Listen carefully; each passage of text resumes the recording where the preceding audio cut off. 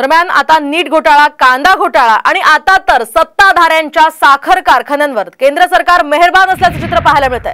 13 कारखान्यांच्या 1898 कोटींच्या कर्ज प्रस्तावांना मान्यता देण्यात आल्याची माहिती सूत्रांनी सामटीवीला दिली आहे। साखर पट्ट्यातील शेतकरी आणि कारखानदारांच्या नाराजीचा लोकसभा निवडणुकीमध्ये सरकारला मोठा फटका बसल्याची चर्चा आहे आणि त्यामुळे साखर कारखानदारांची नाराजी दूर करण्यासाठी कर्ज दिल्याची माहिती सुद्धा मिळते।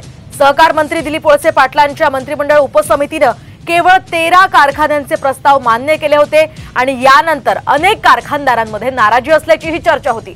मात्र सरकार आता या नाराज कारखानदारांवर मेहरबान असल्याची सूत्रांची माहिती आहे। एकूणच आपण पाहतोय आता वेगवेगळे कारनामे खरं तर सरकारचे समोर येत आहेत। कुठे नीट घोटाळा समोर येतोय, कुठे कांदा घोटाळा, कुठे मंत्री शेतकऱ्यांसंदर्भातले वादग्रस्त विधान करतात आणि आता सत्ताधाऱ्यांच्या या साखर कारखान्यांवर केंद्र सरकार मेहरबान असल्याचं चित्र दिसतंय।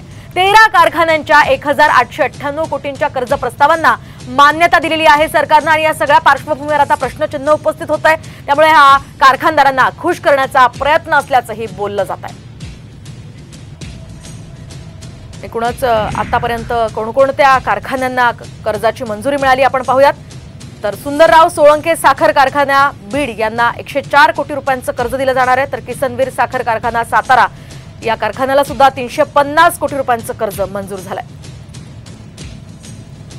तर किरसवीर साखर कारखाना खंडाळा या ठिकाणी 150 कोटींचं कर्ज त्यांना देण्यात आलेलं आहे। तर अगस्ती साखर कारखान्याला 100 कोटींचं कर्ज देण्यात आलेलं आहे। शिवाजीराव नागवडे साखर कारखाना श्रीगोंदा याला 110 कोटींचं कर्ज मिळालंय। तर संत दामाजी साखर कारखाना मंगळवेढा यांना 100 कोटींचं कर्ज मंजूर करण्यात आलंय। वृद्धेश्वर कारखान्याला सुद्धा कोट्यावधींचं कर्ज देण्यात आलेलं आहे। तर शंकरराव कोल्हे साखर कारखान्याला 125 कोटी रुपयांचं कर्ज आहे। तातासाहेब कोरे कारखान्याला सुद्धा कोट्यावधींचं कर्ज आहे। राजगड साखर कारखान्याला 80 कोटींचं कर्ज मंजूर करण्यात आलंय। तर विठ्ठलसाई साखर कारखाना धाराशिव याला 100 कोटींचं कर्ज मंजूर करण्यात आलेलं आहे।